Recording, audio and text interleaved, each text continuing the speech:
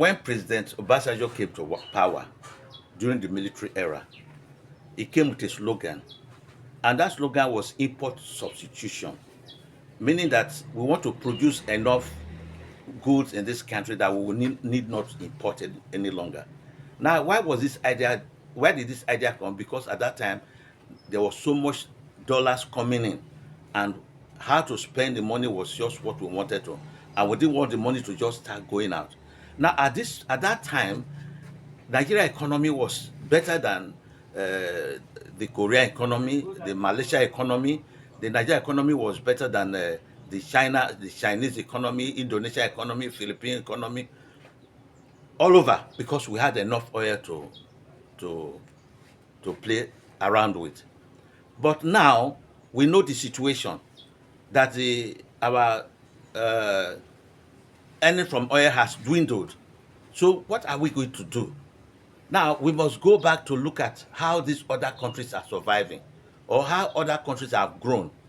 A country like Singapore, China, Taiwan, Malaysia, Thailand, how have they grown? Japan, they grew by what we call import substitution. They grew by what we call the export-oriented economy, not by import substitution.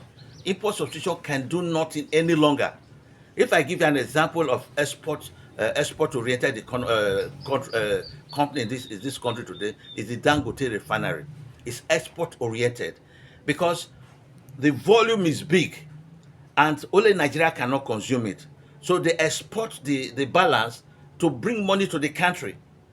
So export orientation is what we are looking at. If we just say we want to better the lot of the people, it must be defined. How are you going to better the lot of the people? Are you just going to better it by saying, okay, we import so much of wheat, we don't want to import wheat again, we want to grow wheat at home here? It doesn't work any longer because the capacity you will use will be deficient, will not even be enough to satisfy the home ground. So everything you are doing is to be export oriented. It is what has made the Asian countries to grow. It's a deliberate action. You are manufacturing for export to get dollars. It doesn't matter whether you consume them here, but what is going to happen is that when these dollars come, it will sent home to us here in Nigeria, which can be used for other purposes. So countries agree to export orientation. There's no country that has done it without export orientation. So the economy must be modeled after what Dangote has done. When you model it in that terms, you'll discover that there's big capacity and much more, even 10 times more than what we consume. And with that capacity, a lot of people are going to get employed. Look at the people employed in Dangote refinery now.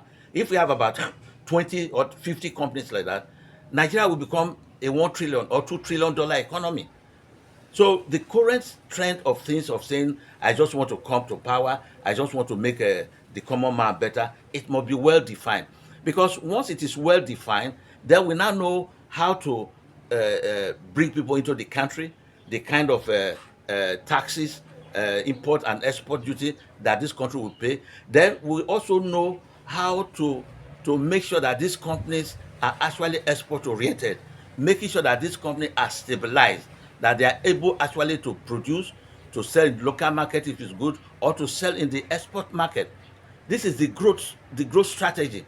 You see, when we lost this growth strategy, it was then we came back to what we are today. Because at the beginning we discovered that products like cocoa, rubber, palm oil, and groundnut, all these things, they were actually export oriented. We were getting money from them, and this money was used to develop the country. But after a time, this thing began to contract because oil was just there and the people were just satisfied, and that was the end of it. So anybody coming to power in Nigeria, the presidency, it must be export orientation.